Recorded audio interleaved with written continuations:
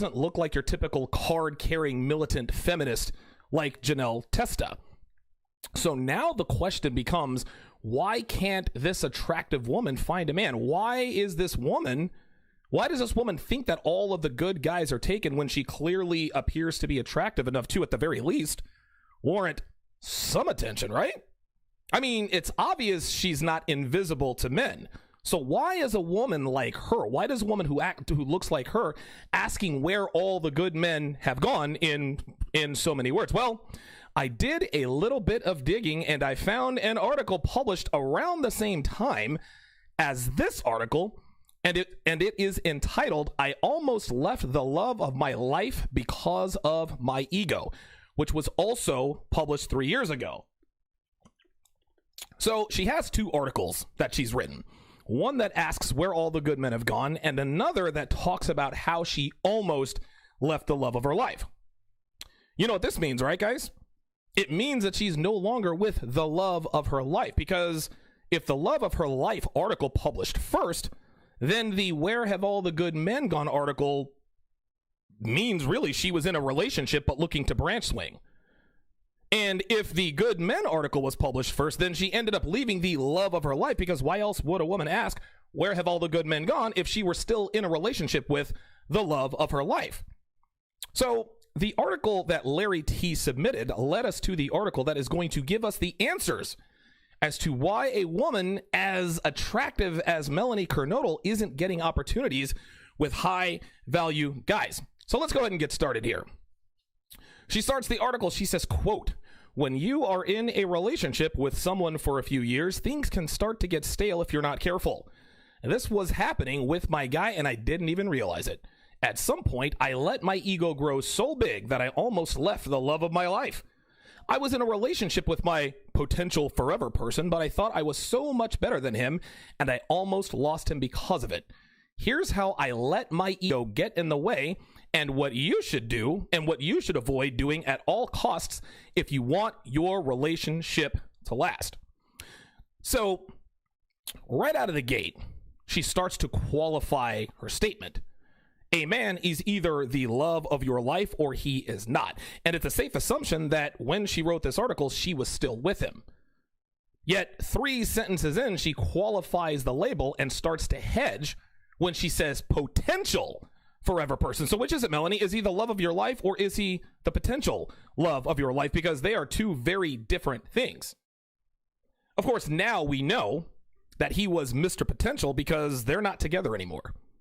So rather than looking at this article as the things that almost cost her a relationship, we are going to look at the things that actually did end her relationship. So let's go ahead and get to it here. Number 1. I thought I was too good for him. She continues, somehow my ego got the best of me and I started thinking that I was way too good to be spending my time with him. He was great. He was a great, kind, loving guy, and honestly, the kind of guy any girl would kill to be with. But my ego told I hate when, dude, all these female writers need editors. But my ego told me I was the best thing since sliced bread, so I started to believe that I could do better. I told myself that I was so much better than him, when in reality, I really didn't deserve his love. It wasn't just your ego that got the best of you. It was all of the attention you were getting from men. Women who have huge egos are women who get a lot of attention from men. It doesn't come from anywhere else but male sexual desire. But this is where women make one of the biggest mistakes of their lives. And I talk about this all the time. It is conflating sexual attraction for relationship attraction. I talk about this all the time. This is nothing new, right? At least not for men who are red pill aware.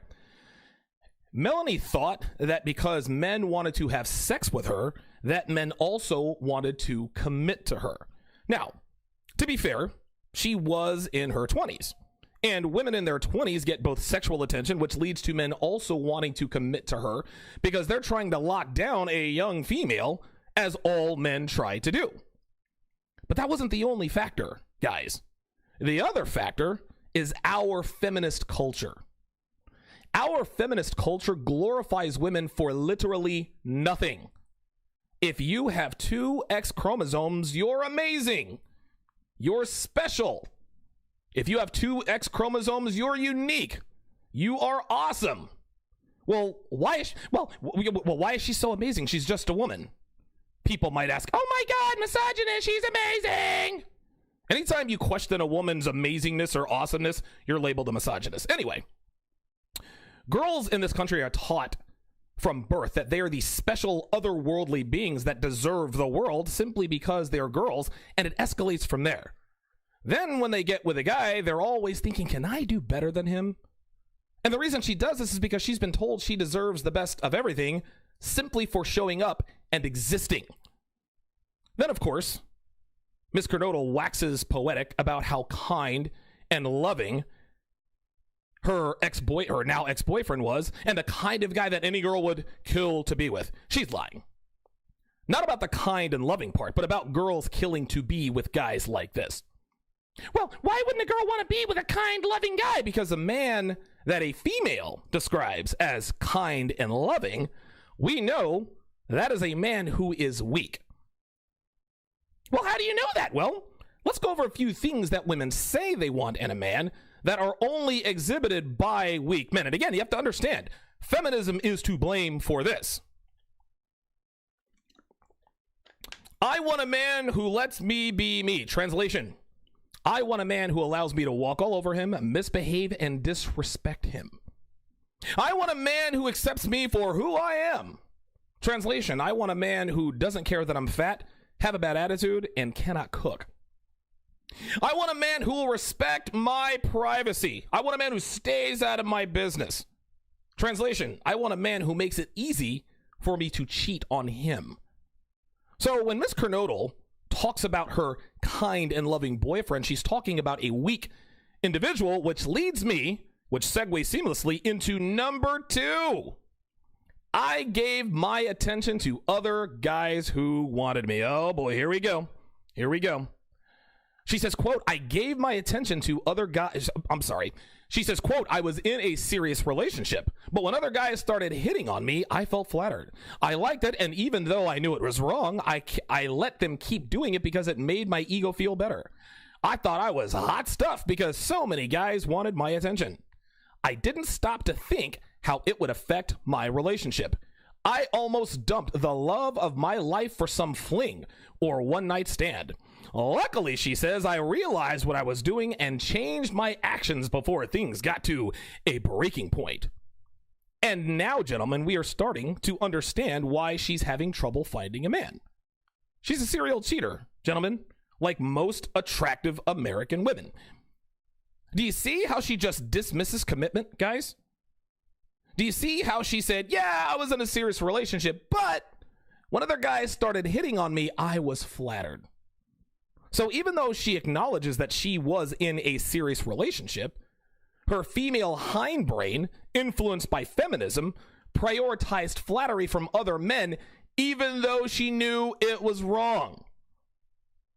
This kind of behavior, this just goes to show that today's women are just not capable of controlling their impulsiveness and need for validation. Not only can they not do it, they're not interested in it. They don't want to control these things. Even if they could control it, they wouldn't want to control it. They wouldn't do it. Then she tries to make us think that she actually regrets her actions by saying, I didn't stop to think about how it would affect my relationship. Sure you did. You said yourself you knew it was wrong, remember? So what she's trying to do here is she's trying to convince us that if she had stopped and thought, you know what? Sleeping with all these guys is probably not a good idea for my relationship, so I think I'd better stop.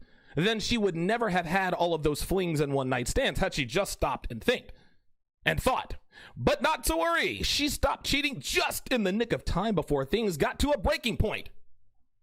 You mean like the 23-year-old who slept with her best friend's boyfriend then just magically woke up and realized that what she was doing was wrong? Or was it because she pissed a plus sign and knew she was a living, real-life episode on the Maury Povich show? And listen, you guys can go back and I forget what episode number that was, but that was hamster droppings galore. You guys definitely got to go check that out. So here is lesson number 1. Women never stop cheating because they realize what they're doing is wrong. They stop because they get caught or pregnant or something else. Short of those two things happening, women feel not 1 ounce of guilt for stepping out on their boyfriends and husbands. So any female who says she realized that what she was doing was wrong is telling you a half-truth. She only did the right thing when she got caught doing the wrong thing, as all American women do. Let's move to number 3. I took him for granted. She says, quote, "Why is it that when we get something really great, we take it for granted? I was so lucky to be dating one of the sweetest, greatest guys around, and all of my friends even told me so. But instead of feeling grateful, I made it seem like no big deal. I didn't appreciate all of the things he did for me on a daily basis and how much he cared for me. I let my ego take over, and I completely ignored all of the wonderful things this guy was doing in my life." A while back, I saw a meme on a Red Pill Facebook page or Twitter page, or maybe it was Instagram somewhere. I can't remember exactly. But it said something that is 100% true. And what it says is, quote, "Men socialize by busting each other's balls," which is making fun of each other, ribbing each other, etc.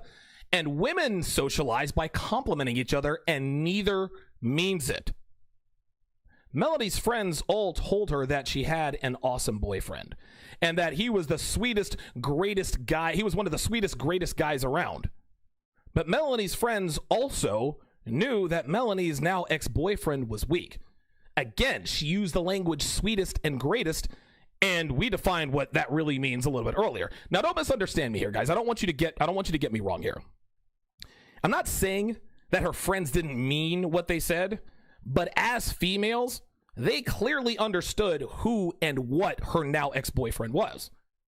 And I can also guarantee you that none of her friends had boyfriends like him, because, guys, women just don't like weak men.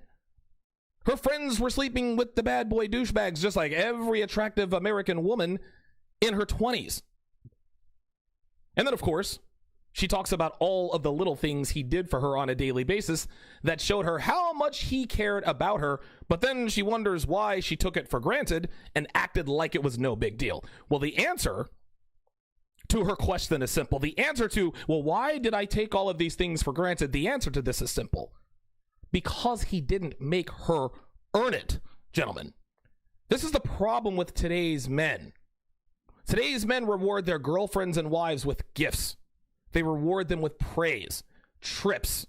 They reward them with all this other stuff for no other reason but that they're women who allow them to have sex with them on a regular basis. That's it. Dudes these days are so happy to just have a female who lets him have sex with her and pretends to be committed to him that they completely lose their minds and do dumb stuff like leave love notes on Post-it notes around the house, having flowers delivered to her job just because, telling her how great she is all the time and all the rest of that nonsense that Disney movies and The Bachelorette tells them that this is the way to keep a woman attracted to you. Well, inevitably, what ends up happening is that women take it for granted and they do not appreciate it. Why? Because she did not work for it. That's why. And as we all know, women only value what they are required to work for. This is why women don't respect the commitment of a man who gives it to her after a week and a half.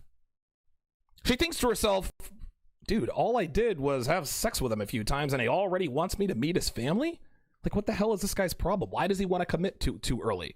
What's wrong with him? So here is lesson number 2. Never, and I mean never, deprive a woman of the privilege of working for your commitment. Gentlemen, I'm here to tell you, women want to work for your commitment because they want to know it's worth something.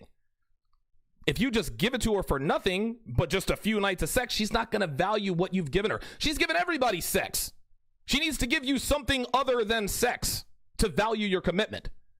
Guys, stop buying your girlfriend's expensive gifts or taking her out on these extravagant dates just because she's your girlfriend. Stop leaving love letters or writing songs or poems or any of that other nonsense you see on TV. The best gift you can give your woman is your masculinity, your time, and your attention. That's it. Listen, those are the most valuable commodities you have. That's what women will work the hardest for. Now, don't get me wrong. I'm not saying that you should never reward your woman. There are times when I do reward Devin. I took her to Atlantic City a few weeks back because she was on a great streak.